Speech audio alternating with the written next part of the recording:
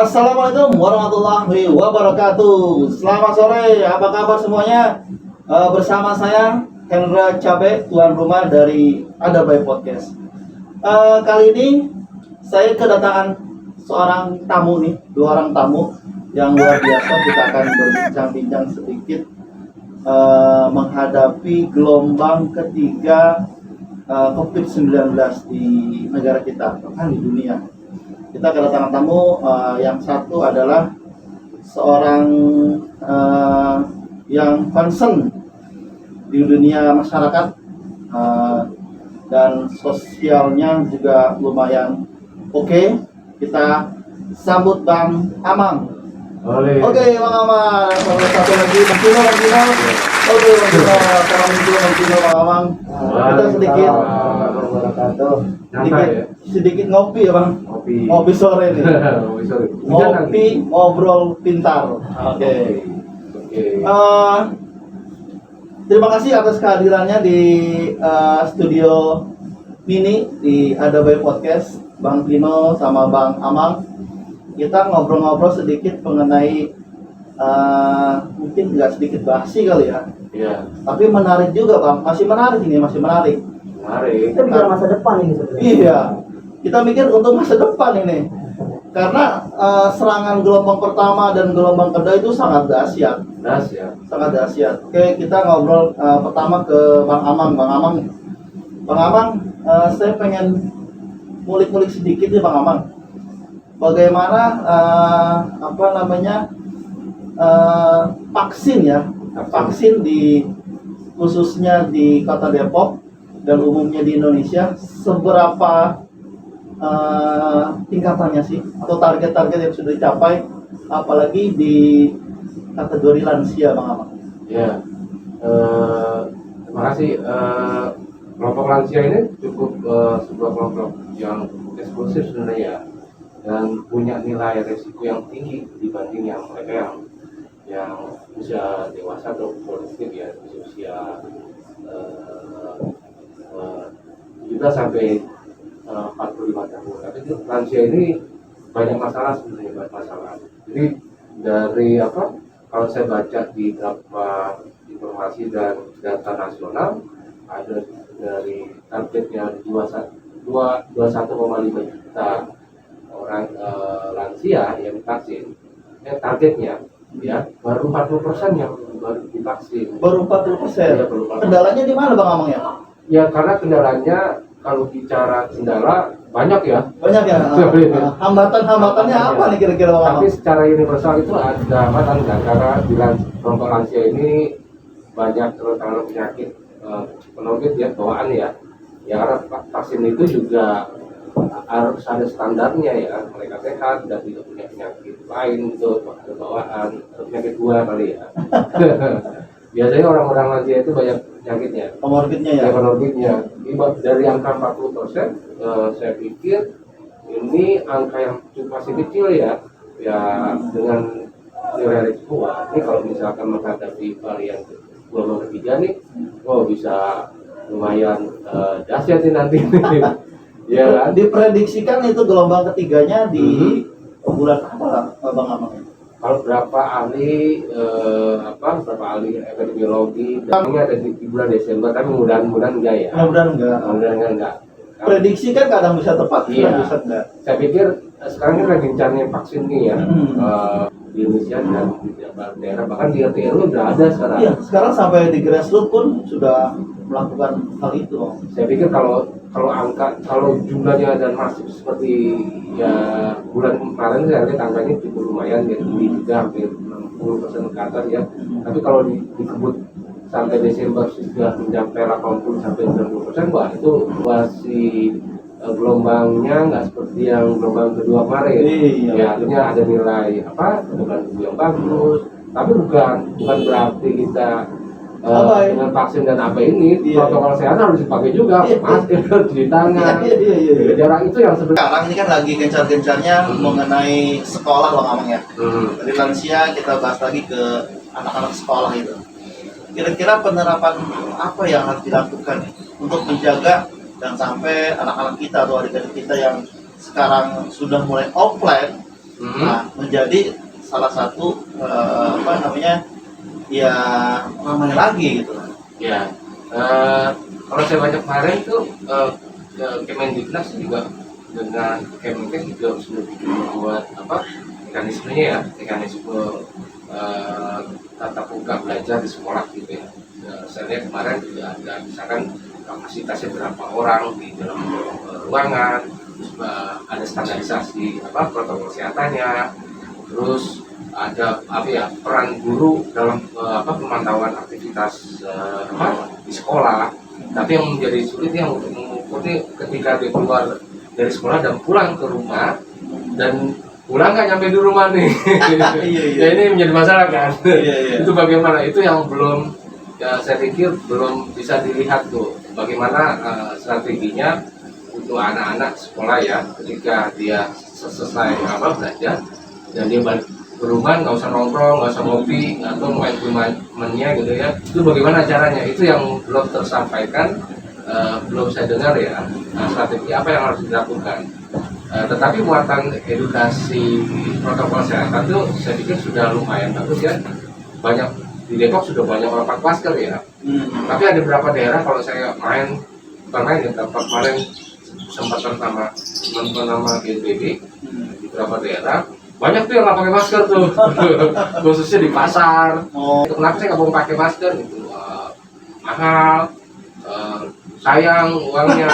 Lalu ada lagi lalu nggak terbiasa. Itu pola-pola proses perubahan perilaku itu sebaiknya didorong tuh untuk khusus mereka yang tinggal di pedesaan kayak gitu. Dan banyak yang di pasar-pasar kemarin di Jawa Barat tuh banyak banget orang nggak pakai masker tuh sampai ke pasar gitu. Itu yang beresiko kan seperti itu. Oke, siap. Oke Bang Om, thank you. Informasinya. Kita ngobrol lagi kepada tamu kita yang berikutnya adalah Bang Tino. Bang Tino adalah salah satu ketua dari Ikatan Alumni UI ya Bang Tino ya. Bisa dijelaskan Bang Tino? Iya, jadi di Alumni UI memang ada beberapa unit yang memang itu saya sebagai salah satu ketua senternya, namanya Ketua Alma Mater Center di Alumni UI. Yang memang fokusnya lebih kepada peran di kampus dan tingkat ke masyarakat seperti apa. Saya dengar gelombang kedua nih Bang Tino beserta teman-temannya itu ada kegiatan-kegiatan yang dilakukan yang untuk masyarakat kampusnya luar biasa. Apa aja yang dilakukan Bang Tino?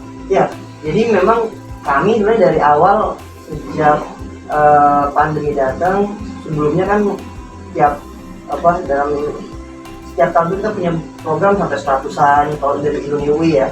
Dan ketika pandemi kita sempat agak kagetan gitu. Tapi karena semangatnya itu harus terus apa nih yang bisa kita lakukan, akhirnya kita konversi tuh kegiatannya biasanya offline jadi online. Nah, selain dari konteks pendekatan edukasi atau seminar seperti itu, kita juga punya program-program yang memang turun ke masyarakat, yang memang awalnya agak kaget-kaget ya kita bagaimana teknisnya nih, karena kita juga memikirkan sepertinya masyarakat ekonomi menengah ke bawah itu juga terdampak ekonomi luar biasa pukulannya, telak sekali itu, apalagi disuruh di rumah, sedangkan kalau orang yang menengah ke atas mah di rumah enak aja banyak tabungan masih bisa gitu kan, atau paling nggak buka Grab gitu kan udah online gitu. Ya mereka gimana gitu. Uang repot ya. Betul. Sedangkan dia pendapatannya harian. Gitu. Apalagi itu harian. Nah kita kan nggak bisa memaksakan juga, melarang juga atau menyalahkan mereka yang akhirnya mau nggak mau agak ngebandel mungkin dari skema yang ada. Nah akhirnya kita buat tuh udah 2 tahun terakhir itu kita buat program sembako. Kita pakai momentum Ramadan. Dan kalau di tahun pertama itu hype-nya lagi naik sampai 4.000 yang sampai kita sebar, baik di dalam kampus maupun di sekitar warganya, itu gede banget. Dan pas di tahun kedua memang akhirnya porsinya sudah mulai berkurang karena buat fokusnya ke yang lain lagi. Menurutnya orang-orang juga dananya sudah mulai dia salurkan ke tempat-tempat yang lainnya, nggak kaget kayak dulu kan. Nah kita 1.700-an lah kita salurkan kemarin. Jadi kalau yang terakhir itu sampai 280 juta rupiah kita gelontorkan untuk bukan dana kita aja sebenarnya, kita buka galang dana, publik kita ajak barang-barang, dan ternyata terkumpul 280 juta itu kita konversi jadi 1.800 lah paket sembako. Terima kasih, luar biasa perjuangannya, terus juga menghadapi gelombang kedua. Kemarin kan banyak juga dari masyarakat sekitar itu yang melakukan isolasi mandiri gitu Tino ya.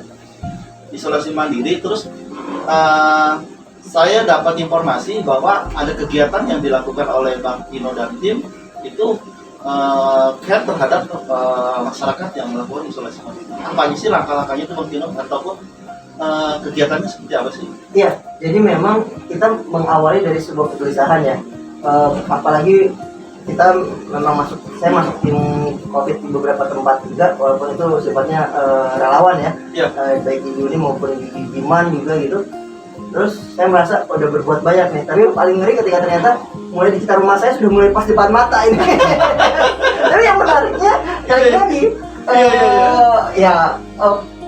bisa dibilang orang yang terkena COVID itu lansia, gitu. Kalau dulu kita dengar itu di media massa, di televisi, sekarang di depan mata. Gitu kan.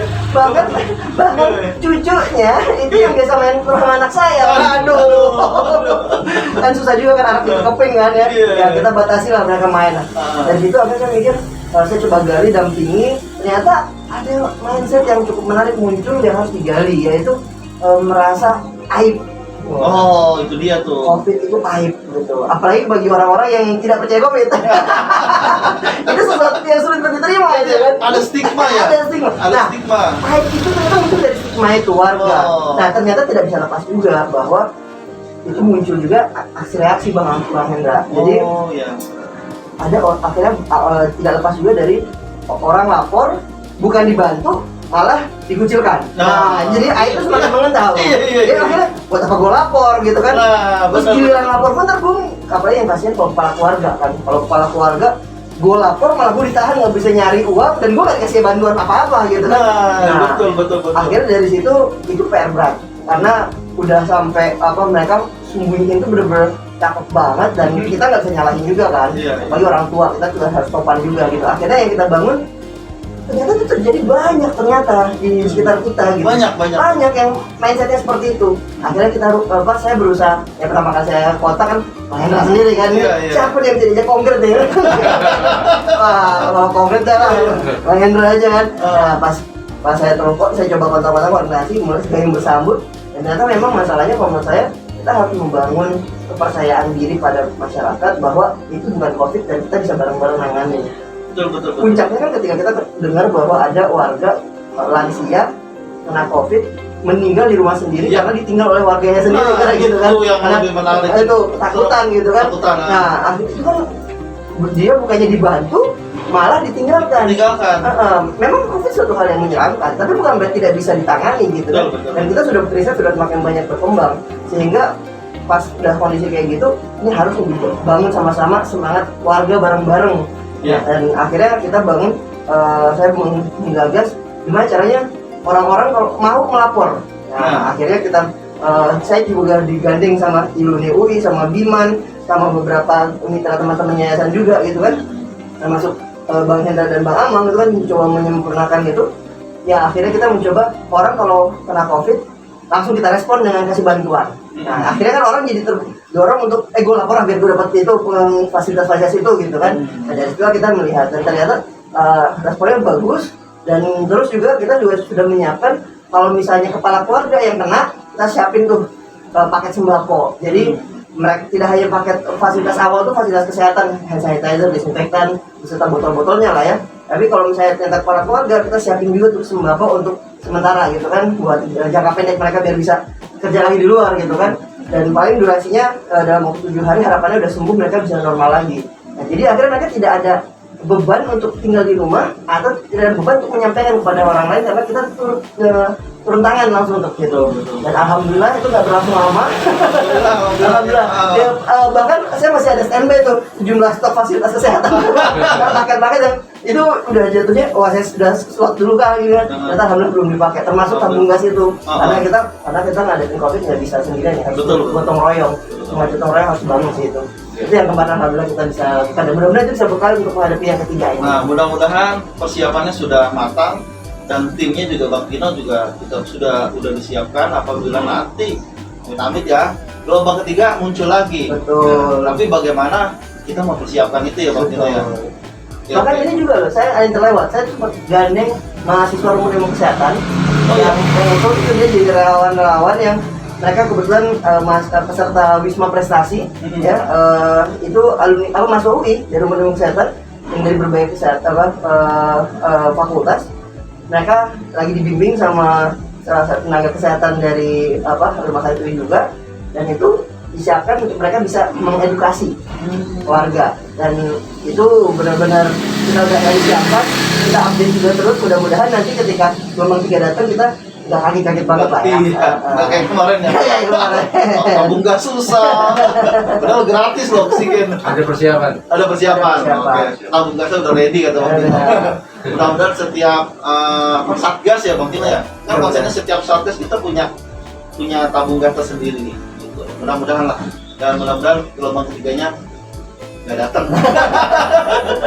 Bukan, gelombang 3 nggak bisa kita hindari. Nggak bisa kita. Tapi kita siap menghadapinya. Nah, itu dia. Jadi masalahnya itu bukan pada COVID-nya. Iya. Tapi masalahnya ketidaksiapan kita menghadapi COVID. Nah, itu masalahnya. iya. Berarti kita harus siap nih menghadapi COVID. Iya. Yang terpenting itu pola perubahan perilaku. Betul. Itu yang penting. Nggak akan habis kalau perilaku nggak berubah, Bang. Benar. Jadi kan ini udah ada petanya sebenarnya, udah ada peta secara nasional ini akan terjadi kayak gitu ya. Itu pasti karena angka statistiknya lebih jelas itu ya. Nah, itu akan terjadi. Yang terpenting itu bagaimana mempersiapkan dari sekarang ya, proses perubahan perilakunya untuk hidup yang sehat.